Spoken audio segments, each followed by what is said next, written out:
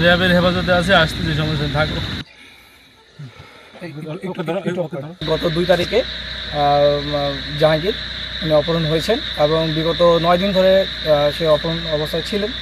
আমরা অনেক খোঁজাখুঁজি করেছি, আমাদের যে টেকনোলজিক্যাল যে সাপোর্ট আছে সেই সাপোর্টের মাধ্যমে এবং আমাদের যে সোর্স আছে সোর্সের মাধ্যমে আমরা জানতে পারি সে হচ্ছে এই জায়গাটা, এই বর্তমান যে জায়গায় আছে সেই জায়গায় তাকে লুকায়িত অবস্থায় রেখেছিল। আমরা সেই সোর্সের মাধ্যমে জানতে পেরে আজকে এখানে আমরা দেখেছেন আমরা অভিযান পরিচালনা করেছি এবং অভিযানের মাধ্যমে আল্লাহর অশেষ রহমতে আমরা তাকে জীবিত অবস্থায় এবং কোনো রকম ক্ষতি সাধন করা অবস্থা ছাড়াই আমরা তাকে উদ্ধার করতে পেরেছি। আমরা তাকে এখানে একটা মোটরসাইকেলের সাথে হাত বাঁধা অবস্থায় পেয়েছি, জীবিত অবস্থায় পেয়েছি। বাট আমরা যারা ক্রিমিনাল তাকে এখানে ধরে রেখেছিল তাদেরকে আমরা উদ্ধার করতে পারিনি। আমাদের উদ্ধার অভিযান এখনও চলমান রয়েছে।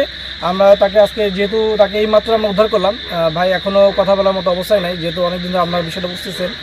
আমরা তাকে জিজ্ঞাসাবাদ করবো, তার সাথে কথাবার্তা বলবো, তারা কাকে, তাদের মোটিভটা কী ছিল, কারা তাকে গ্রেপ্তার এই অবস্থায় রেখে অপহরণ করেছিল, তাদের মোটিভটা কী ছিল।